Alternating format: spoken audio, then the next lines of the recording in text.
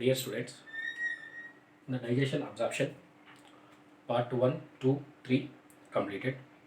In the part 4, we are discussing about the digestion process.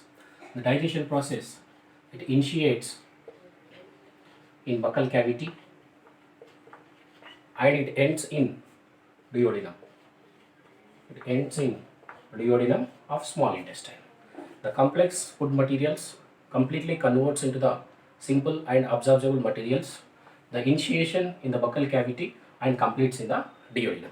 The digestion occurs in the buccal cavity. Occurs in the buccal cavity. Buccal cavity contains the saliva. Saliva is around the 6.8 pH. Inside the saliva, it having the enzyme that is salivary amylase. My salivary amylase works with the carbohydrates and almost it digests 30% of carbohydrates. 30% of carbohydrates are digested in the buccal cavity by the salivary amylase. Simply, carbohydrates by the presence of amylase, the 6.8 pH, it converts into disaccharides. This is the process occurs inside the buccal cavity. The digestion initiates in the buccal cavity and it completes in the duodenum of the small intestine region. So in the buccal cavity, saliva is there. Saliva is having the 6.8 pH. Saliva is having the enzyme is salivary amylase. This salivary amylase reacts with the carbohydrates. These carbohydrates are almost 30% of carbohydrates they are going to digest. Here carbohydrates are by the presence of amylase 6.8 pH they are converts into disaccharides. These food materials, partially digested carbohydrates, these food materials are present inside the buccal cavity, that is called as a bolus. See in this, after the buccal cavity, the food materials are enters into the pharynx. From the pharynx, they enters into the esophagus region. From the esophagus, they enters into the stomach region. See in this, there is no digestion in the pharynx region and there is no particular digestive glands are present inside the esophagus region. From enters into food materials, enters into the esophagus. This process is called deglutition. The food materials enters into the esophagus. That process is called as a deglutition. Very simple. Digestion process initiated in the buccal cavity, completes in the duodenum. In the buccal cavity, saliva is there. pH is 6.8. Contains the salivary amylase. This salivary amylase only reacts with the carbohydrates only. They are not reacts with the protein. They are not reacts with the lipids only. The carbohydrates, how much means 30% of carbohydrates are digested inside the buccal cavity. Then carbohydrates are converts into disaccharide. These partially carbohydrates are digested. This food material is called as a bolus. And the food materials from the pharynx, they enters into esophagus region. That process is called as a deglutition. General, it is also called as a swallowing. Then the food materials are enters into the stomach region.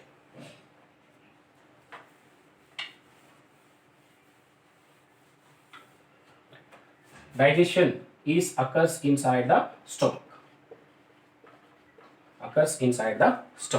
We know almost 4 to 5 hours. 4 to 5 hours that food material. 4 to 5 hours these food materials are stored inside the stomach region only. In this process, stomach region actually we know it is acidic medium. HCl is present and also pepsinogen is also present. And also we have the prorenin. Infants especially we have the prorenin. These are the enzymes are present in the stomach region. Almost all pH it is 1.8 pH. Around we can call it as a 2 pH. 2 pH is present inside the stomach. That food materials are stored almost 4 to 5 hours inside the stomach region. So in this pepsinogen, it is inactive. It is an enzyme inactive form, and prorenin is also inactive form. Then in this stomach, then pepsinogen converts into pepsin. Prorenin converts into renin. These two are called as active enzymes. These are called as the active enzymes. This activation process is occurs through the HCl, hydrochloric acid, HCl presents inside the stomach. Inside the stomach, that pepsinogen converts into the pepsin, and prorenin converts into the renin. These two are pepsinogen, prorenin, inactive enzymes. These inactive enzymes are converts into active by the presence of HCl inside the stomach. Inside the stomach, that in generally infants, this particularly renin enzyme is present inside the infants. Infants means in the children's, it is helps to digestion of the milk protein. Helps to digestion of milk protein. So milk protein digestion is occurs through the renin. Generally, stomach food materials 4 to 5 hours stores, and it contains HCl, pepsinogen is an enzyme, prorenin is an enzyme. These two enzymes are inactive condition. These inactive enzymes are become active by the presence of HCl. Pepsinogen converts into pepsin. Prorenin converts into renin. Infants, in the children's, that especially milk protein is present. That milk protein is digested by the renin. See, generally these pepsinogen and prorenin, they reacts with the proteins only. That protein digestion is occurs inside the stomach. For example, milk protein in the infants, especially in infants, milk protein, that milk protein we can call as a casein.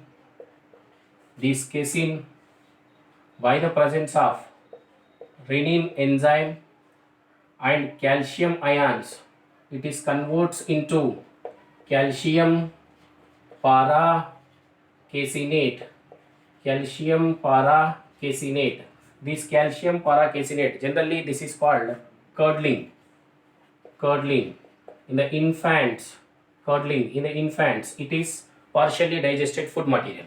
In the stomach, especially renin enzyme is activated. This is a casein, is a milk protein. In the infants, this casein, by the presence of calcium ion, that converts into calcium paracaseinate. Calcium paracaseinate is called as curdling. Then next, this calcium paracaseinate, this calcium paracaseinate, by the presence of pepsin, they are converts into peptones plus peptides. Peptones plus peptides are produced by the pepsin enzyme only. This pepsin is also activated by the presence of HCl. In the same way, in the adult, generally the proteins are there. These proteins, by the presence of pepsin, they are converts into peptones plus peptides. These are produced. Almost these all reactions are occurs in the pH of the 1.8 pH. Here also 1.8 pH. See, in the stomach, that milk protein is called as a casein. By the presence of renin, by the presence of calcium ions, this casein is converts into calcium paracaseinate. This is called as a curdling. And calcium paracaseinate, by the presence of the pepsin, it is converts into peptones and peptides. Proteins, by the presence of pepsin, at a 1.8 pH, these proteins are converts into peptones and peptides. This is a partial digestion of the proteins, only partially digested proteins. In this medium, that buccal cavity, already that partially digested carbohydrates are there. That carbohydrates are not undergoes the digestion inside the stomach. Reason means that acidic pH is not allowing the carbohydrate digestion. Only protein digestion is occurs inside the stomach. And this food material, partially digested food material present inside the stomach, that acidic food material is called as a chyme. It is a previous NEET question. Bolus is present inside the buccal cavity and chyme is present inside the stomach.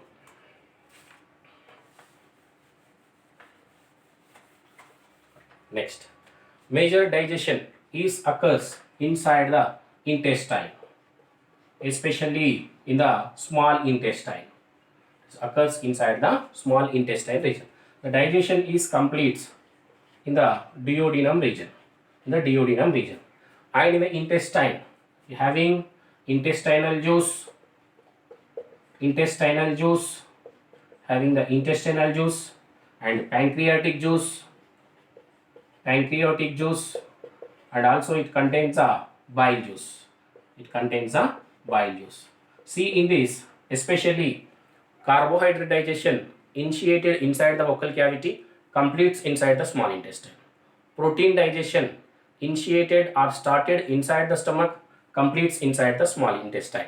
But lipid digestion or fat digestion is started inside the small intestine and completes inside the small intestine only. See, intestinal juice having the different type of enzymes are there. These different type of enzymes, it is called as succus entericus. It is also called as a succus entericus. And pancreatic juice is also contains a different type of enzymes, and bile juice is also having bile juice do not have any kind of enzyme. By the presence of bile salts, it shows the emulsification process helps in the digestion of the lipids. Here intestinal juice is commonly called as a succus entericus. See here, carbohydrate digestion partially completed in buccal cavity. Protein digestion partially completed in stomach. But lipid digestion is initiated inside the small intestine, completes inside the small intestine only. See how the digestion process is occurs inside the small intestine. Same in the pancreatic enzymes. One is trypsinogen, chymotrypsinogen,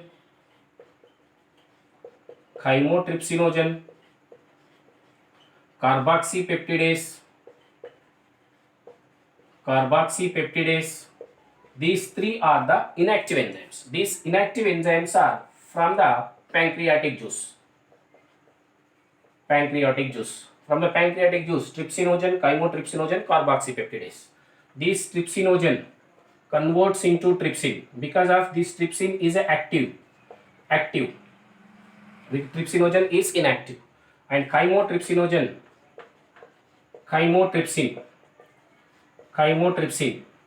and carboxypeptidase, it is also activated. Inactive enzyme, that carboxypeptidase, procarboxypeptidase actually. This procarboxypeptidase is converts into carboxypeptidase. See, in this intestinal enzyme enterokinase is trypsinogen is converts into the trypsin, and chymotrypsinogen by the presence of trypsin they are converts into chymotrypsin. Procarboxypeptidase by the presence of trypsin they are converts into carboxypeptidase. These are actually pancreatic enzymes. These inactive forms they are converts into active forms. Remember here very important point, trypsinogen is only converts into the trypsin by the presence of enterokinase. Remaining enzymes are activated by the trypsin. This is a process is actually pancreatic enzymes are occurs inside the small intestine only. See here. Next in the proteins. Already proteins digestion is initiated inside the stomach in the small intestine. Proteins and proteoses, peptones and also peptides. These are all are derivatives and proteins. These all are digested in the small intestine by the presence of trypsin, chymotrypsin and carboxypeptidase. By the presence of these enzymes, these proteins are converts into dipeptides.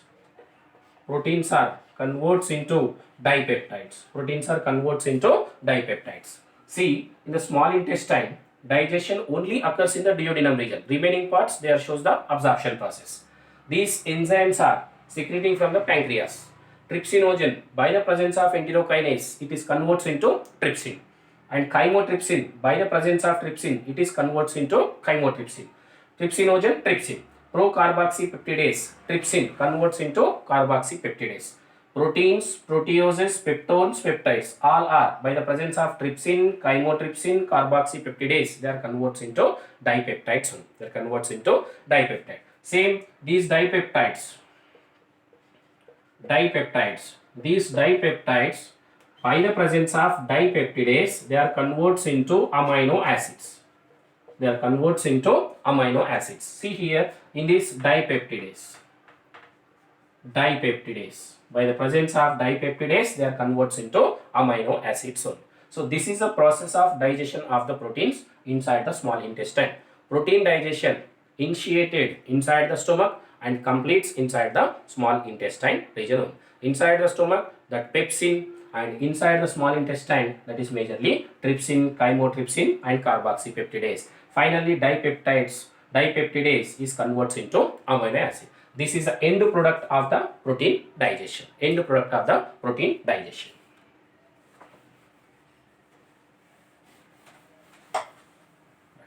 The same, next carbohydrates. These carbohydrates are in the buccal cavity, they are converts into disaccharides. These disaccharides should be converts into monosaccharides. Monosaccharide means in the buccal cavity already 30% of carbohydrate digestion is occurs, and here disaccharides are produced. In the small intestine, this disaccharide should be converts into monosaccharides. So especially these are the maltose, sucrose and lactose. These are the disaccharides. These disaccharides are converts into monosaccharides. This maltose is produce glucose plus glucose, sucrose is produce glucose plus fructose, and lactose is produce glucose plus galactose. See, this is actually digested, that enzymes. What are the enzymes? One is called as a maltase, sucrase and lactase.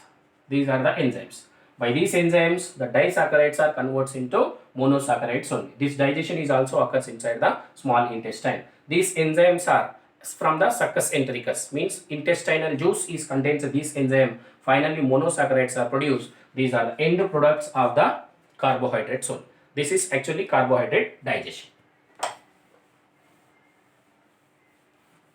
Right. Next, lipid and fats.